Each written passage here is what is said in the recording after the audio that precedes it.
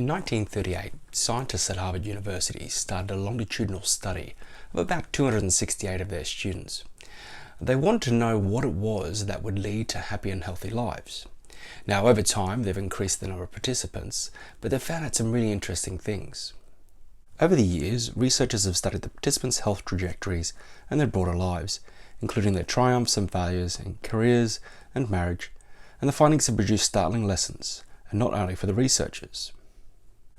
The research shows that taking care of our physical body is important, but having strong, healthy relationships was important to having happiness throughout our entire life. Relationships were found to have more impact on the happiness and length of our lives than money, intelligence, or even our genetics. So just like we know it's important to keep our physical health in check, it's clear that we also need to make sure our relationships stay healthy. So this video is all about a tool you can use to make sure that your relationships stay healthy.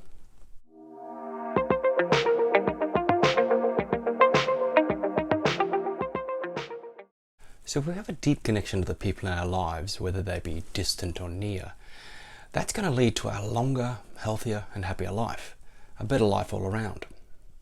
It's not the quantity that matters, but rather the quality of our relationships.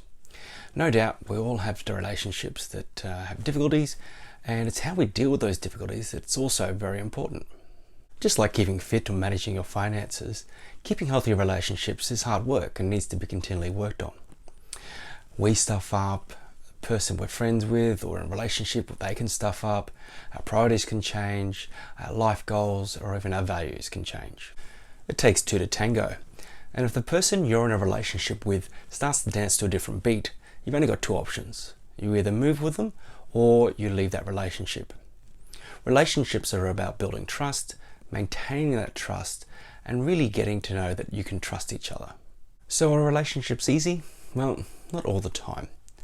You're going to have times where it's going to be really hard work, and sometimes you're going to make a decision. Do I keep working hard at this or do I end this particular relationship? Relationships are kind of like our health. If we stop working at them, then we're going to lose what we gained. With all of this in mind, the first step to building great relationships is to do a relationship audit. There are a number of ways you can present your audit, but they all come back to creating 4 categories into which you can place all the people you have relationships with. This can be done visually with a set of concentric circles, or you can simply write down a list of names and a description of who they are under each category heading. When you're considering which relationships to list, it might be useful to only list those where you've had a conversation with the person over the last 12 months. Anything longer than that, then maybe they're not a person that has a direct relationship with you in an important way. So what are the 4 categories? Well, we start off with intimate relationships. There are usually up to 5 people that you'd include in this category. These are people you love and are extremely close to. Your partner, your closest family, or your children. The second category is friendships. These are your allies or friends. Usually these would number anywhere up to 10 people, but in certain circumstances can be more. These are the people you share the sadness and joy of your life with.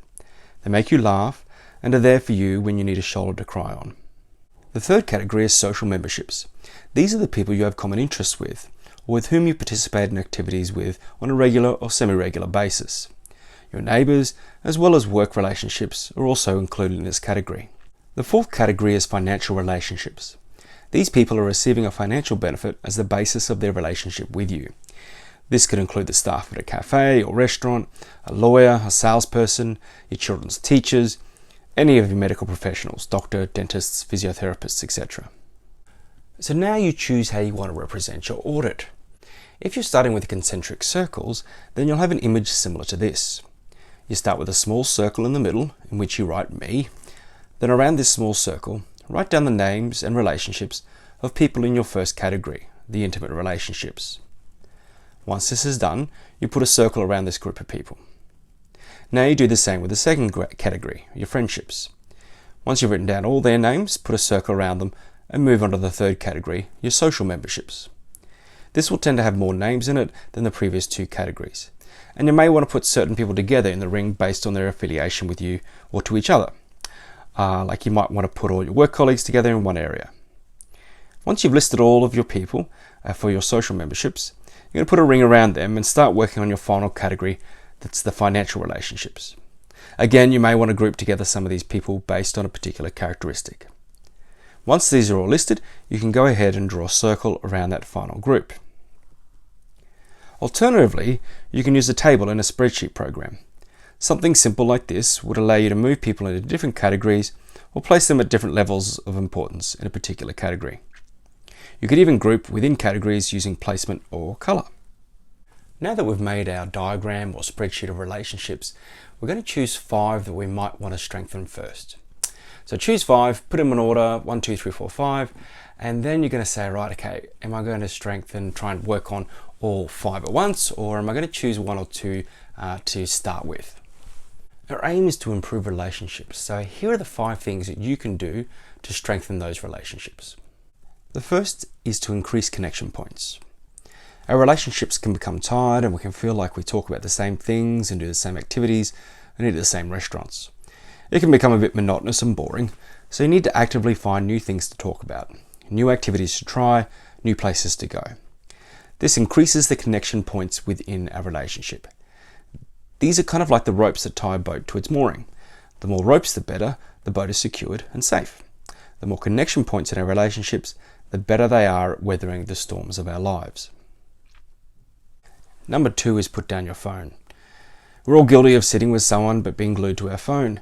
It's difficult to do, but you need to move to a habit of not being on your phone when you're in the presence of other people. Now, it's okay to quickly look at your phone to get some information, but you need to do it quickly and return your attention to the person you're with.